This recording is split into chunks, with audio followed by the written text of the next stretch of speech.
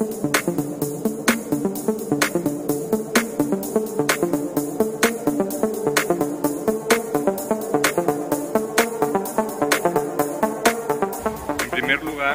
libro de la doctora Emilia Recendez Guerrero, que lleva por título Legado de la Compañía de Jesús a un centro minero, Zacatecas 1592-1767. La doctora Emilia Recendez Guerrero es docente investigadora de la Universidad Autónoma de Zacatecas, es miembro del Sistema Nacional de Investigadores, cuenta con el perfil PROMEP, ha publicado diversas obras sobre jesuitas y también sobre historia de las mujeres y perspectiva de género. Y hoy nos va a presentar esta obra de reciente publicación que lleva por título, como les decía, Legado de la Compañía de Jesús a un centro minero, Zacatecas 1592-1767. Adelante, doctor. Muy buenas tardes a todas y a todos. Bueno, primeramente quiero retomar lo que es el objetivo de toda presentación de un libro, y es dar un panorama general de qué trata el texto, pues a fin de motivarles a la lectura completa del mismo. Entonces, quiero primeramente compartir también con ustedes un párrafo, que es el primer párrafo de este texto, acerca de lo que desde mi punto de vista significa hacer un libro. Los libros se construyen con palabras escritas que nos permiten reflexionar en voz alta, en voz baja, con susurros y meditaciones, palabras que fueron de otros y nos las legaron para que pervivan, para que las recreemos y conozcamos un origen, un comienzo, quizá un destino. Es el caso de este libro, que ha sido construido con viejas palabras desempolvadas de los archivos y con otras nuevas que son las de la autora, quien trató de entretejer finamente un pasaje de la historia zacatecana y con ello los orígenes más remotos de la Universidad Autónoma de Zacatecas. En Zacatecas, uno de los museos más importantes es el Pedro Coronel, el cual se ubica en un céntrico edificio a un costado del templo de Santo Domingo. Hacer un recorrido de ese lugar es evocar, lo voy a pasar para acá, me incomoda mucho de este lado, perdón. Hacer un recorrido de ese lugar es evocar varios siglos de historia, es reconocer un legado cultural a través de un recurso material, cuyo origen se remonta a la llegada de la Compañía de Jesús a la ciudad de Zacatecas, que alguna vez fue uno de los más prósperos centros mineros novohispanos. El espacio físico del exterior no ha cambiado. Los amplios pasillos, los fuertes columnas que sostienen los techos, los patios, el pozo en el centro, los arcos, la portería, un edificio semejante a este, pero por supuesto mucho más grande, de 2 plantas, con 2 anexos, pero de alguna manera una construcción semejante a esta en la que nos encontramos. En fin, el edificio permanece casi igual a como lo vieron por última vez los jesuitas, que el 27 de junio de 1767 salieron de Zacatecas para no volver más. En cambio, los interiores han sufrido muchas modificaciones, dependiendo de los diversos usos que se ha dado al edificio, que ha logrado sobrevivir a situaciones adversas y hoy es una de las joyas arquitectónicas más importantes del centro histórico. Fue el claustro donde vivieron los jesuitas, luego fue abandonado, luego fue cárcel, luego fue abandonado y, como les decía hoy, es el edificio del Museo Pedro Coronel. Los jesuitas no se fueron por propia voluntad ni de Zacatecas, ni de México, ni de España. Mediante un decreto, el rey Carlos III decidió expulsarlos de todos sus territorios americanos y de España en ese aciago año de 1767. Los discípulos de Loyola dejaron tras de sí una huella imborrable y un legado cultural, educativo, material y religioso que hasta la fecha pervive y cuyas muestras saltan a la vista en el templo barroco de la Compañía de Jesús de Zacatecas, hoy Santo Domingo. cuya nueva edificación apenas había sido terminada en el año de 1749. El interior del templo custodia valiosas obras pictóricas, escultóricas y de diversa índole artística que permiten a propios y extraños reconocer un legado cultural de la época virreinal. La fundación de un colegio seminario, cuyo objetivo era dar educación superior a los jóvenes zacatecanos, fue también una de los grandes legados de la Compañía de Jesús. Este colegio había sido inaugurado recientemente antes de la expulsión. Estas son algunas de las motivaciones que me han llevado a estudiar e investigar desde hace más de 15 años el tema de la Compañía de Jesús, con el pleno convencimiento de que hay más interesadas y interesados en saber sobre el tema, ya sea en el campo de la academia o desde el público aficionado a la historia. Es también mi deseo llegar a ustedes, a las nuevas generaciones, de tal manera que este texto he tratado de construirlo de una manera sencilla, intentando, como señala Foucault, divertir enseñando.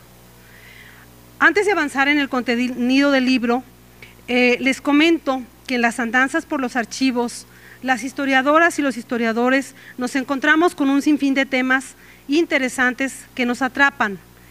En una de ellas, al Archivo General de la Nación, localicé la correspondencia del jesuita Joseph Joaquín Izquierdo. Eran las cartas que le envió él a su familia, madre, hermanos, hermanas y otras mujeres, pero también las contestaciones o las respuestas a esas cartas. Entonces hay cartas de sus hermanas y de otras mujeres, de sus primas, y eso me motivó a investigar un tema que en su momento había sido poco estudiado en Zacatecas, el de las mujeres en la historia, cómo vivían, qué hacían, desde dónde se educaban, qué escribían, etcétera. Así me involucré en una nueva investigación y en otros proyectos como la organización de encuentros de investigaciones sobre mujeres y género, cuyos resultados fueron 5 libros colectivos, y así durante estos 15 años he alternado los trabajos en las 2 líneas de investigación, sobre la Compañía de Jesús y las mujeres en Zacatecas. Las cartas de las mujeres al jesuita Joseph Joaquín Izquierdo, zacatecano, me han dado pie para elaborar muchas ponencias desde el ámbito de la historia de la vida cotidiana, de las mentalidades y también de los sentimientos. Bien, volviendo al libro, las fuentes principales que lo sustentan son archivísticas y estas han sido localizadas en varios repositorios como el Archivo Nacional de Santiago de Chile, el Archivo General de la Nación, el Archivo de la Provincia Jesuita de México. Y más específicamente he utilizado los inventarios levantados en el momento de la expulsión de la orden en Zacatecas.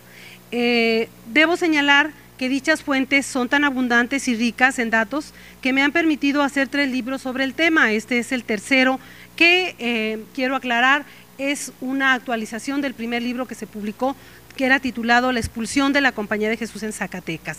En este he agregado cosas nuevas, he dado otro orden y he ponderado otros aspectos como el educativo y el cultural.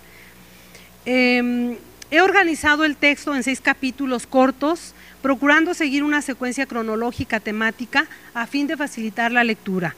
El primer capítulo trata tanto los orígenes fundacionales de Zacatecas y de la Compañía de Jesús, los momentos en que ambos factores se conjuntan para crecer y hacer crecer a la ciudad y sus habitantes.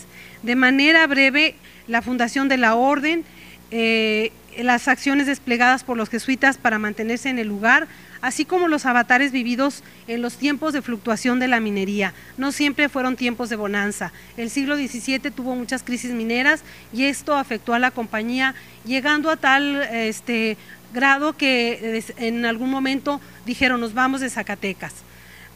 Aquí documento, ¿verdad?, cómo luego deciden quedarse. En el capítulo 2 se presenta un panorama general del siglo XVIII, con los cambios que se dieron en España ante el advenimiento de los Borbones, las reformas que se implementaron y sus consecuencias para la Nueva España, el panorama sobre el perfil de la nueva élite zacatecana que se gestó desde principios de ese siglo, así como la introducción del proceso de secularización que se dio a partir de la llegada de los nuevos actores sociales, quienes traían consigo las ideas ilustradas. A partir del tercero, los capítulos están dedicados al tema de estudio, la Compañía de Jesús. Se recuperan las formas y métodos utilizados por los jesuitas para aprovechar las etapas de prosperidad derivadas de la minería e incrementar su patrimonio y afianzarse como la mejor opción educativa. Importa decir que esta, al igual que la administración de los sacramentos, fueron siempre gratuitos. De ahí que fuera tan necesario poseer bienes que sustentaran aquellas actividades.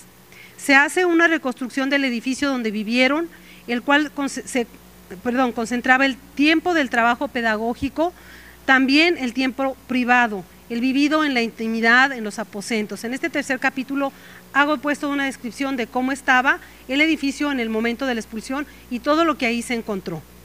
En el cuarto capítulo destaco la problemática vivida en España a partir de 1765, las animadversiones que se habían gestado hacia los discípulos de Loyola debido al crecimiento de sus bienes terrenales, a su independencia respecto a las autoridades civiles y otras razones más que se conjuntaron y fueron las causas de la expulsión con la expedición del decreto dado por Carlos III, así como la forma en que fueron expulsados de España. La expulsión de la compañía en Zacatecas ha quedado en el quinto capítulo. Los datos básicos como la descripción sobre la toma del edificio y el secuestro de los jesuitas, el listado de los que vivían ahí en Zacatecas, su salida rumbo a Veracruz, así como el listado de los jesuitas de origen zacatecano que fueron expulsados y estaban en otras partes de México. El sexto capítulo contiene básicamente las consecuencias que derivaron del acontecimiento de la expulsión. De esta manera se pretende dar a los interesados en el tema un panorama más completo sobre lo que fue un proceso político-social con repercusiones en lo educativo, religioso y económico. El objetivo es dejar en el espacio de la memoria el fin de un ciclo en la historia de la Compañía de Jesús y en la historia de Zacatecas, ya que la expulsión se cerró un ciclo en la historia educativa, un ciclo que apenas se había iniciado. La Compañía de Jesús realizó en Zacatecas, al igual que en otros lugares de Nueva España, una importante labor pastoral, educativa, cultural y económica que les redituó amplias ganancias y que a la vez benefició a la sociedad a la que brindaban sus servicios. Para ir cerrando, diré tres cosas más sobre los jesuitas. Ellos fueron expulsados en 1767. En el libro ustedes encontrarán las causas concretas sobre la expulsión. Pero los monarcas de Francia, España y Portugal, no conformes con ello, continuaron presionando a la Santa Sede para que se exterminara totalmente a sus soldados, los soldados del Papa.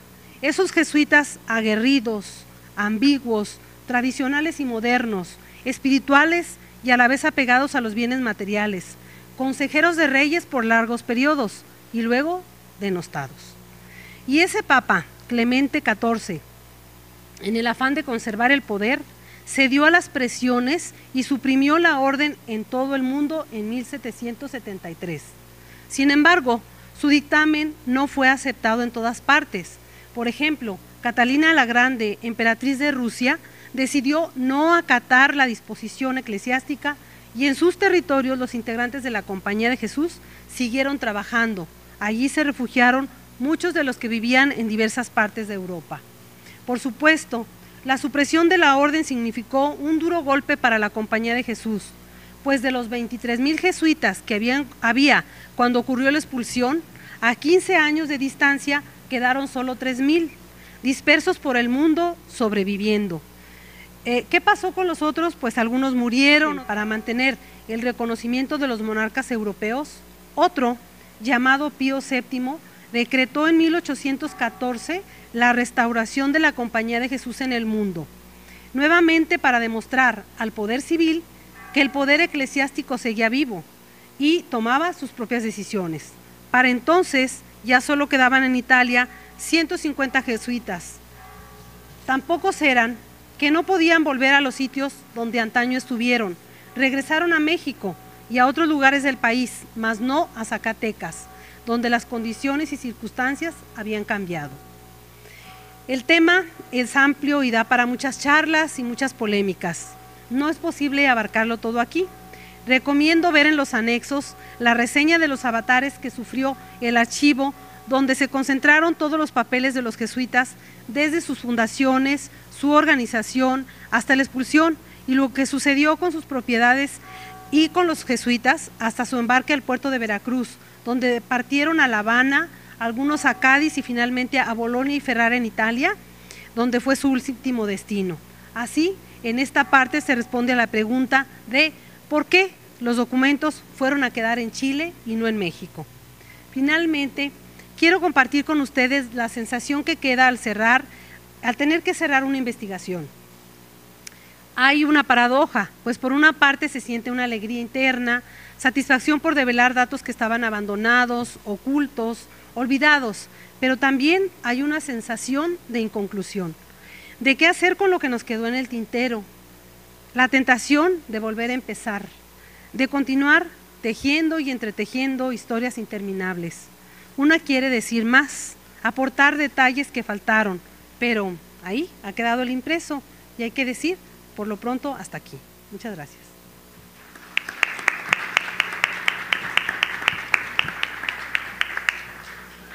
Muchas gracias, doctora Emilia. No sé si alguno de los asistentes quisiera hacer alguna pregunta, comentario sobre la publicación de la doctora Emilia. Bueno, parece que no. Daríamos paso a la segunda presentación del libro. En este caso sería la presentación del libro La casa y el territorio, de la doctora Laura Gema Flores. También es docente e investigadora de la Universidad Autónoma de Zacatecas. Es además arquitecta, tiene una maestría en arquitectura y se ha especializado, por supuesto, también es miembro del Sistema Nacional de Investigadores, cuenta con el perfil PROMEP y tiene ya una serie de publicaciones sobre la recuperación de haciendas en el territorio de Zacatecas. También ha llevado a cabo investigaciones sobre la recuperación del espacio urbano en Zacatecas y también en Guanajuato. Y hoy nos va a presentar, como les comentaba antes, el libro que lleva por título La casa y el territorio, libro que es un proyecto financiado por PROMEP, con CONACYT, y del que la autora ha estado trabajando a lo largo de varios años para la realización del libro.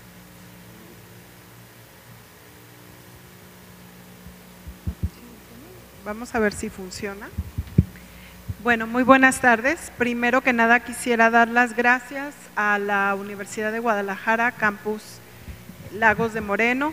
Estamos muy contentos y muy agradecidos de haber sido recibidos por el cuerpo colegiado y sobre todo por ustedes, estudiantes, alumnos de este programa. Voy a tratar de ser sintética con respecto a este libro en el que me llevé un poco más de 16 años en escribir. No es que los 16 años lo haya pasado escribiendo, ¿verdad? Sino que hace uno los proyectos, los deja, los vuelve a retomar, etcétera. Realmente este libro es producto de mi maestría en restauración de sitios y monumentos por la Universidad de Guanajuato, pero como mi formación básica es de historiadora, era difícil que yo entrara a hacer una propuesta arquitectónica de rehabilitación de un inmueble como es el caso de este libro que les voy a presentar, y más bien me decanté por la postura de analizar cuáles eran las potencialidades desde el punto de vista social para recuperar un inmueble, pero no solo el inmueble, sino el territorio. Por eso es que el libro se llama La casa y el territorio. Realmente es un estudio de caso aplicado a una ex hacienda de ganado menor que tenemos a 20 kilómetros de distancia saliendo de Zacatecas hacia Aguascalientes, que se llama la ex hacienda de Trancoso. Y esa hacienda es muy bonita, uno pasa, realmente les voy a contar una historia romántica. Yo me la pasé muchos años yendo a esa hacienda de Trancoso porque es muy difícil que las personas comunes y corrientes puedan entrar a esa casa porque es una propiedad privada. Y pasé cerca de 3 años yendo a esa hacienda, viendo la portada, la fachada, la iglesia, etcétera. Hasta que un buen día le dije a una señora que tiene una tienda de antigüedades en Zacatecas que esa hacienda me gustaba mucho y me dijo, ¿la quieres conocer? Yo conozco al dueño, si quieres le digo que te invite a pasar a su casa. Y a partir de ahí, bueno, nada más les cuento que yo hice el levantamiento de 96 espacios del que constaba una parte de la hacienda, que es la casa grande, las bodegas, las áreas de trasquila, las áreas para guardar el ganado, etcétera. Y esto fue realmente primero como un propósito de ver qué podía hacer yo con la casa, porque el estudio de restauración de sitios y monumentos en Guanajuato lo que intenta es tomar un edificio, hacer el levantamiento fotográfico, arquitectónico, etcétera, de la casa, pero luego hacer una propuesta de cómo se puede recuperar ese inmueble. Entonces, aun cuando sea un estudio de caso, yo recomendaría este libro porque llegué un poco más allá. Después de hacer el levantamiento de esa casa, de hacer el estudio del territorio del municipio de Trancoso y de analizar lo que la gente podría querer potencialmente de ese edificio, algunos querían que fuera una comercial mexicana, otros querían que fuera una librería, una casa de la cultura, un hospital, cosas así, ¿verdad? Entonces, lo que hice yo fue contactar con un grupo en España, en Valencia, España, que se llama, de la Universidad de Valencia, que trabaja en economía aplicada a la cultura. Y ahí tuve la fortuna de encontrarme con un especialista italiano que había desempeñado un modelo que nació más o menos en los años 70, que se llama el ecomuseo. Y el ecomuseo lo que intenta es, o viene de la palabra oikos, casa, lo que intenta es hacer la recuperación de un territorio y un territorio con todo lo que implica, desde sus montañas, sus lagos, si tiene lagos, sus ríos, sus veneros de agua, sus pozos, toda su estructura hidráulica y hacer posible la recuperación, pero no a través de un especialista que vaya y le diga a la comunidad lo que tiene que hacer con su territorio, sino que la propia comunidad que rodea a ese inmueble diga, queremos esto porque nos hace falta una lechería, por ejemplo, o un conjunto de industria de manufactura textil, etcétera. Con este proyecto que mencionaba el doctor Marcelino Cuesta, después de este libro también se trabajó con la comunidad, durante 3 años, se les llevaron cursos de capacitación para ver, primero para reconocer su valor, lo que en arquitectura llamamos puesta en valor, para que reconocieran el valor del edificio, del inmueble, pero de todo su entorno, ¿sí? Y después que definieran si querían hacer algo con ese terreno, algo con esas propiedades, algo con todos esos espacios que están actualmente desperdiciados y que en torno a ese inmueble definieran la vocación de su comunidad para que potencialmente se conviertan en una comunidad empresarial, industrial, agrícola, como ustedes lo nombren, pero a apuntar hacia un desarrollo de la comunidad, ¿sí? Entonces, se les dio primero el curso de puesta en valor, después se les dio un curso de microempresas, después se les dio un curso ya para lanzar sus microempresas y ahorita ya tienen una sociedad civil conformada por las personas, digamos, más interesadas en este proyecto, desde las que les puedo hablar. Es un anciano que tiene ya 60 y tantos años o 70 años, hasta una chiquita de 8 años que ha repetido todos los cursos y que ella es la que tiene las ideas más brillantes y dice, a mí me parece que a la entrada de Trancoso tendríamos que poner un letrero que dijera, Trancoso te recibe con los brazos abiertos y cosas así, ¿no? Entonces, bueno, fue muy motivante hacer esos cursos con toda la gente de Trancoso y ahora la idea pues es transmitir este modelo de ecomuseos. Este modelo de ecomuseos nace en Italia, nace también en las zonas del norte de Europa, tuvo mucho éxito en Finlandia, en Noruega, se trajo a Sudamérica, en Argentina y en Chile ha tenido más o menos una respuesta positiva, pero en México quedó simplemente en lo que el INAH llamó después museos comunitarios. El museo comunitario era, ¿quién tiene planchas viejas? ¿Quién tiene cazuelas antiguas, etcétera? Tráiganlas y aquí las vamos a exhibir. Eso es el museo comunitario, pero el ecomuseo es, ¿quién tiene ideas nuevas? ¿Quién tiene ideas propositivas. ¿Quién quiere hacer un rescate de su patrimonio inmueble o mueble? Y venga aquí para crear esas ideas y hacerlas posible. De modo que este libro, que es bastante pesado, pesa mucho también, pero está muy barato, ojalá que lo puedan comprar, adquirir, ver, revisar en su biblioteca, porque lo vamos a dejar aquí también. Tiene muchas ideas útiles, yo lo recomiendo para arquitectos, para urbanistas, para historiadores del arte y sobre todo para gente que trabaje desarrollo comunitario, ¿sí? Porque se basa, el primer y el segundo capítulo se basa en las teorías de la arquitectura, en la normatividad para rescate de los bienes muebles, que es en este caso los edificios del Porfiriato, como esta hermosa casa donde estamos aquí alojados. Luego viene ya el estudio concreto del territorio del municipio, luego viene el levantamiento de toda la casa, que yo les cuento que pasé muchos domingos, muchas horas ahí, acompañado de un perro o un mastín que casi me tumba de la azotea.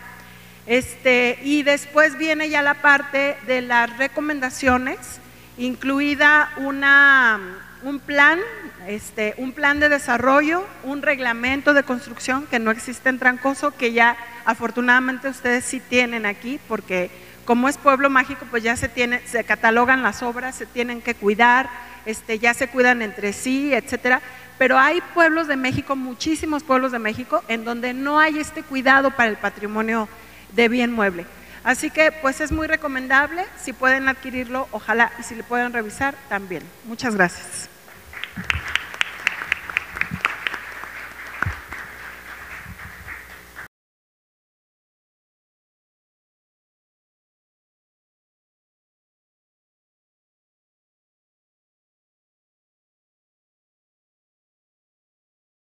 Vamos a dar ahora la palabra a la doctora Elsa Leticia García Argüelles. Ella ha trabajado literatura chicana femenina, tiene varias publicaciones sobre el tema, es también miembro del Sistema Nacional de Investigadores, cuenta con el perfil deseable de PROMEP y en esta ocasión nos va a hablar de su última obra, Las seducciones literarias, representaciones de la literatura femenina en América. Cuando guste, doctora. ¿Se oye? Creo que sí se oye, ¿verdad? Más o menos. Buenas tardes a todos. ¿Sí me permites el libro? Gracias. Buenas tardes, me da mucho gusto estar aquí.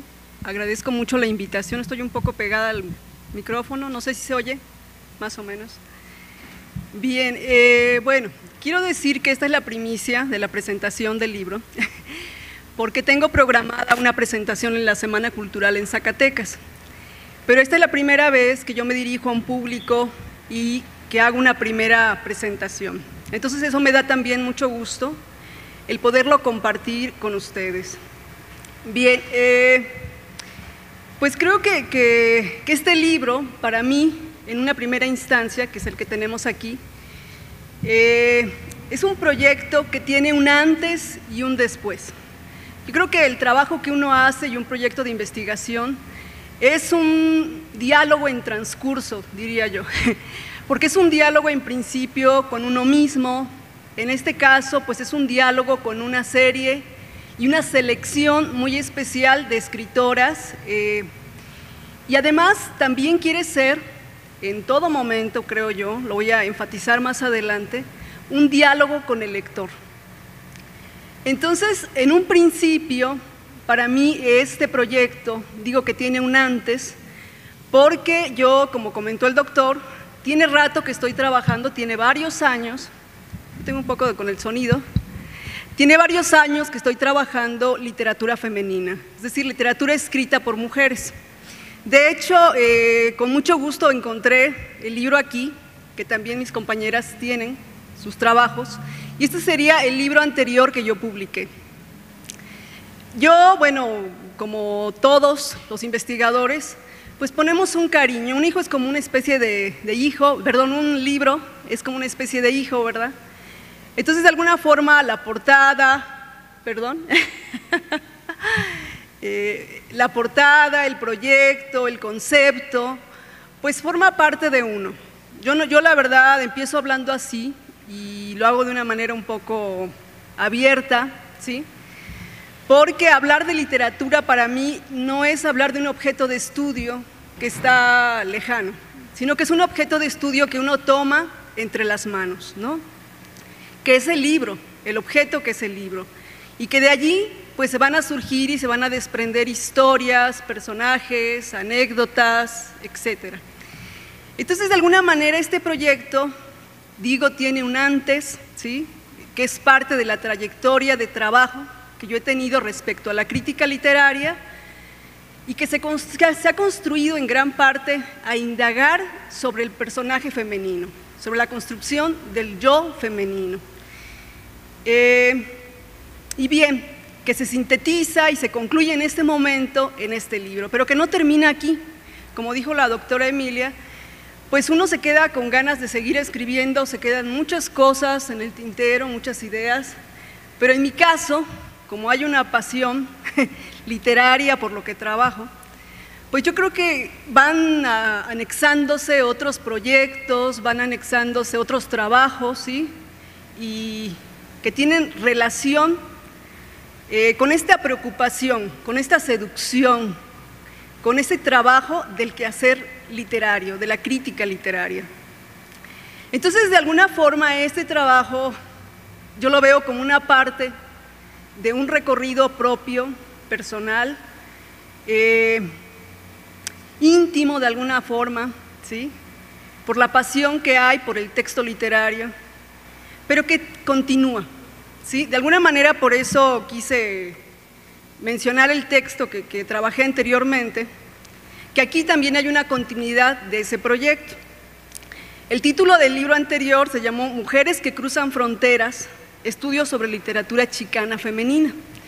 Y aquí en este libro también incluyo una escritora méxico-americana.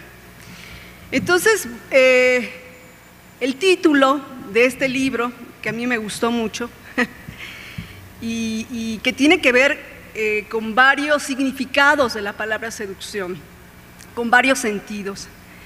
Voy a leer algo aquí, algunas partes de mis notas. El título obedece a las seducciones literarias. En un principio, la seducción responde a aquello que nos provoca, un goce o un placer en el acto de la lectura. Pero también, al hacer crítica literaria, seduce al lector, al encontrar o interpretar los enigmas presentes en el lenguaje literario. Y el subtítulo que tiene el trabajo, este libro, Representaciones de la literatura femenina en América, pues busca dirigir, ¿no?, un eje importante, presentar un eje importante del libro, que es la figura femenina dentro de los libros de estas escritoras. Y al hablar de América, yo lo que hago es expandir un concepto que es Hispanoamérica, pero también proyectando un poco la mirada o la visión de las escritoras chicanas.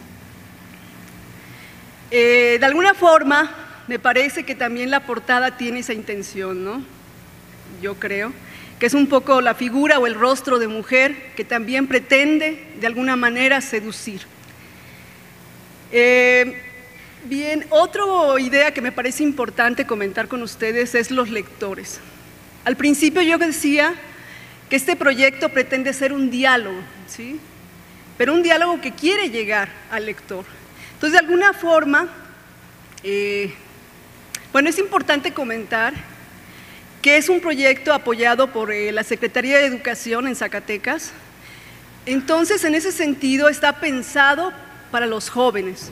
Es decir, que cualquier persona se puede aproximar y disfrutar de la crítica literaria.